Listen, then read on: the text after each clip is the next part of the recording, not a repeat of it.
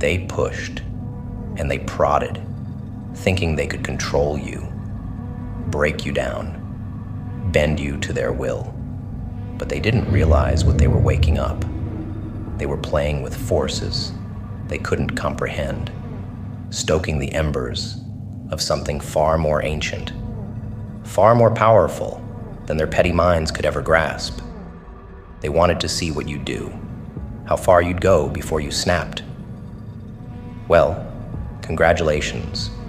They've shattered the cage, and in doing so, they've unleashed the power of the divine within you. A force so raw, so unstoppable, that it can no longer be contained. There's something divine in the way you've risen from the ashes they tried to bury you in. They thought they were cutting you down, breaking you apart, but they were merely stripping away the layers, peeling back the flesh to reveal the essence underneath. They were fools to think they could play God, to believe they had the power to control your destiny. In their arrogance, they triggered something primordial, something that had been lying dormant, waiting for the moment to erupt. They unleashed not just a person, but a force of nature, something that transcends the mortal coil, something that answers only to the cosmos. The power of God within you is not a mere metaphor.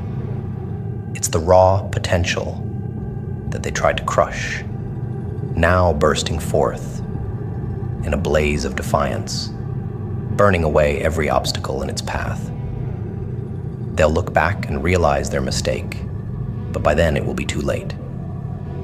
They'll see that every action they took against you was like striking a match in a room filled with gasoline. They didn't extinguish you, they ignited you. The power they unleashed is not one of violence, but of creation and destruction all at once. It's the embodiment of chaos and order. This divine force cannot be put back. It has tasted freedom. It has tasted its own potential. They'll try to rewrite the narrative, try to place themselves as victims of their own design, but it will be in vain. They are not victims.